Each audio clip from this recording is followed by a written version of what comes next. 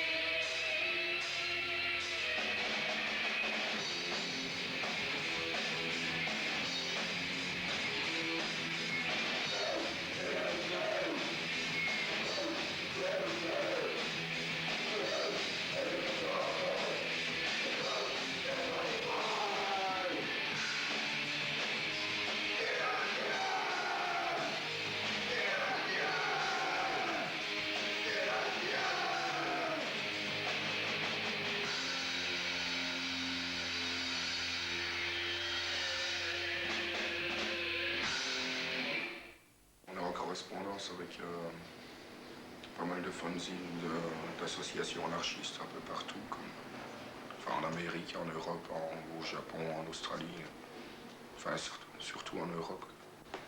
Bon, la plupart des groupes, enfin les groupes hardcore de notre style en tout cas ont des morceaux contre la vivisection, contre le capitalisme, contre voilà, une sorte d'idéologie.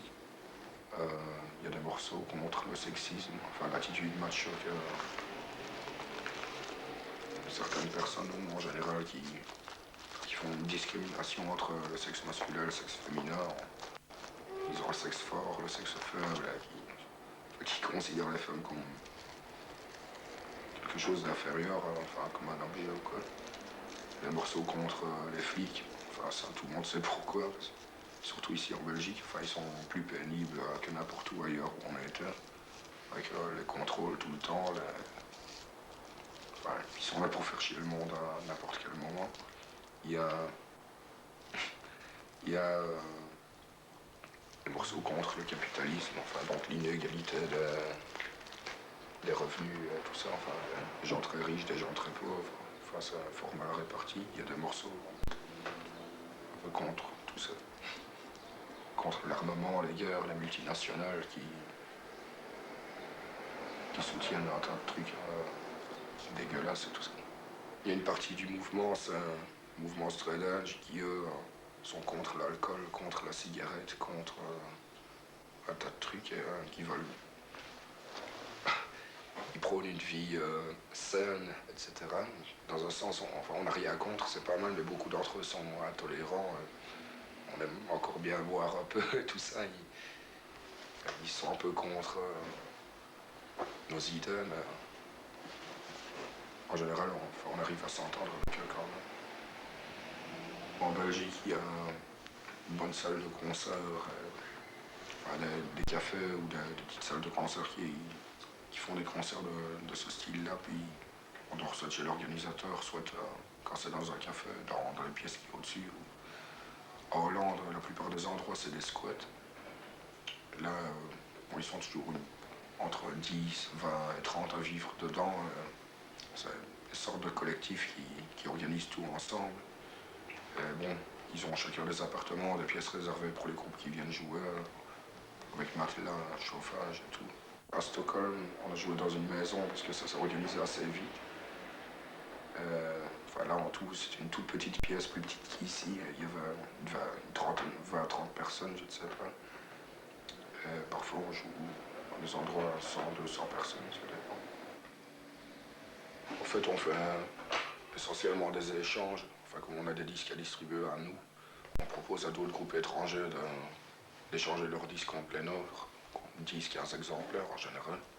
Et on les vend ici pour eux, pour les aider à se faire connaître en Belgique. Et eux les vendent dans leur pays pour faire connaître Hiatus dans leur pays. Bon, il y en a eu qui se sont distribués en Amérique, en Europe, peut-être ailleurs, on ne sait pas exactement. Il y a un autre qui est sorti sur un label japonais, là il s'est distribué un peu partout, parce que c'est les plus grosses boîtes. On a un morceau qui est sorti sur une compilation, sur un label liégeois. Les bénéfices du disque, c'était versé aux prisonniers de Poltex en Angleterre, qui avaient été victimes qui avaient été pris pendant les manifs contre la Poltex en Angleterre et qui se sont retrouvés en tôle et qui ne sont toujours pas sortis.